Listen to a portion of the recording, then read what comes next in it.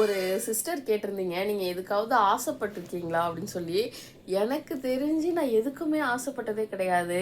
நிறைய நகை வேணும், காசு வேணும், எதுக்குமே ஆசைப்பட்டதில்லை. சின்ன வயசுலேயும் பொம்மை, ட்ரெஸ்ஸு எதுக்குமே. ஏன்னா நமக்கு ஒரு கிடைக்கல அப்படிங்கிற ஒரு விஷயத்து மேலே தான் நமக்கு ஆசை வரும்.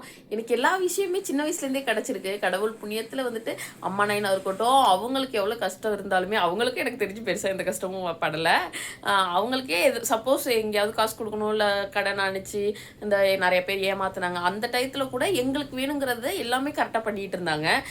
கடவுள் புண்ணியத்தில் சாப்பாட்டுக்கு வழி இல்லாமல், இல்லை அடுத்தவங்க கிட்ட போய் சாப்பாட்டுக்கு கையேந்தி நிற்கிறது, அடுத்தவங்க சோறு போட்டால் தான் சாப்பிடணும் அப்படிங்கிற நிலமெல்லாம் இல்லாமல் நம்ம வீட்டிலேருந்து நிறைய பேர் சாப்பிடுவாங்க. நம்ம தெருவில் இருக்கவங்க எல்லாம் சாப்பாடு போடுங்க அப்படின்னு சொல்லி அப்படி சாப்பிடுவாங்க. நம்ம வந்துட்டு 4 பேருக்கு சாப்பாடு கொடுத்து தான் இருக்கே தவிர நம்ம யார் கையிலையும் எதிர்பார்த்து இல்லை. அம்மா செஞ்ச புண்ணியமா என்னன்னு தெரில, இப்போ நான் என்னால் 4 பேருக்கு சாப்பாடு வாங்கி கொடுக்குற நிலமையில நான் வச்சிருக்கிறேன்.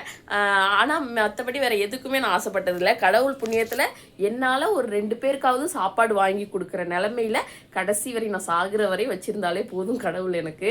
அந்த ஆசை மட்டும்தான் இருக்கே தவிர மற்றபடி வந்துட்டு அந்த பொன் பொருள் படம் ஜாலியாக இருக்கணும்பா, நிம்மதியாக இருக்கணும். இந்த ஸ்மைலிங் இருக்குல்ல என் ஃபேஸில், நான் சாகுற அந்த செகண்ட் வரையும் இருக்கணும். அந்த ஆசை எனக்கு எப்பயுமே இருக்குது.